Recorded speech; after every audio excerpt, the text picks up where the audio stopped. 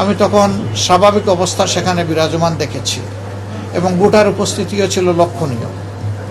এরপরে আমি ক্রমান্বয়ে অনেকগুলা সেন্টার আমি দেখার চেষ্টা করেছি।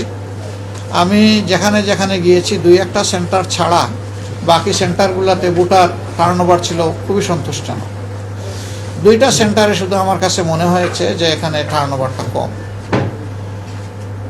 যদি পরিবেশ পরিস্থিতির কথা বলেন তাহলে এই আসন দিয়ে আমরা শুরু করতে পারি। স্বাভাবিক চলছিল, কিন্তু হঠাৎ করে দেখা গেল যে মণিপুর উচ্চ বিদ্যালয়ের বালিকা শাখায়, যেখানে এই আসনের মধ্যে সর্বাধিক সংখ্যক বুথ রয়েছে, 26,000-এর ঊর্ধ্বে বুথ এখানে রয়েছে একটা শুধু ভবনে। তো সেই জায়গায় হঠাৎ করে আমাদের প্রতিদ্বন্দ্বী দলের কিছু লোক তারা বেপরোয়াভাবে ঢুকে পড়েন, তারা ভোটারদেরকে ভয়ভীতি প্রদর্শন করেন এবং অহেতুক তারা এখানে হস্তক্ষেপ করেন। এমনকি সেখানে আমাদের যারা ভোটার এবং সমর্থক তাদেরকে তারা শারীরিকভাবেও নাজেহাল করেন। আমরা বিষয়টি শোনার পরে আবার ফিরে যাই সেখানে। এর আগে আমি একবার গিয়ে এসেছি।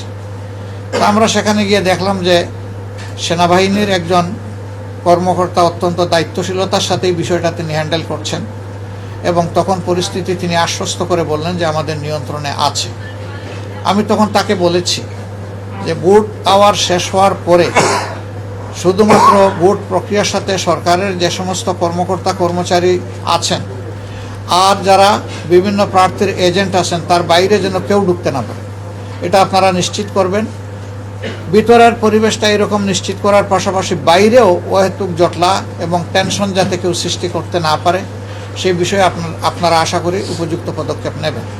তারা আমাদেরকে আশ্বস্ত করেছেন, আমরাও তাদেরকে সর্বাত্মক সহযোগিতার আশ্বাস দিয়েছি। আমরা চাই ভোটটা শান্তিপূর্ণ হোক, প্রত্যেকটি মানুষ এসে তার মতো করে তার পছন্দ মতো ভোটটা দিয়ে যাক, ভয়ের সংস্কৃতি যেন তৈরি না হয়।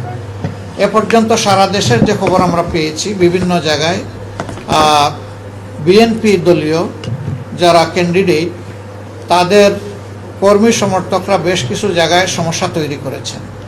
যেমন আমরা খবর পেয়েছি কুমিল্লার বড়ুরা, সেখানে বেশ কতগুলো সেন্টার দখল করে নেওয়া হয়েছে এবং আমাদের প্রার্থীকে শারীরিকভাবে আঘাত করা হয়েছে, যা গুরুতর অন্যায়। যদি কোনো প্রার্থী অথবা প্রার্থীর সমর্থক কিংবা এজেন্ট কর্মী কোনো ভুল করে থাকেন তাহলে আমি তো হাতে আইন তুলে নিতে পারি না। এর জন্য যথাযথ কর্তৃপক্ষ আছে, তাদের আমরা সহযোগিতা চাইতে পারি, কমপ্লেইন দিতে পারি। কিন্তু সেখানে তাই করা হয়েছে এবং কিছু সেন্টার তাদের দখলেও তারা সাময়িকভাবে নিয়ে গিয়েছিল। পরে সেনাবাহিনীর হস্তক্ষেপে সেটা অবমুক্ত হয়েছে। আমরা আশঙ্কা করছি ভোট শেষ হওয়ার পরে গণনার সময় ওই ধরনের কোনো বিশৃঙ্খলা যদি তৈরি হয় তাহলে জন আকাঙ্ক্ষার প্রতিফলন হবে না।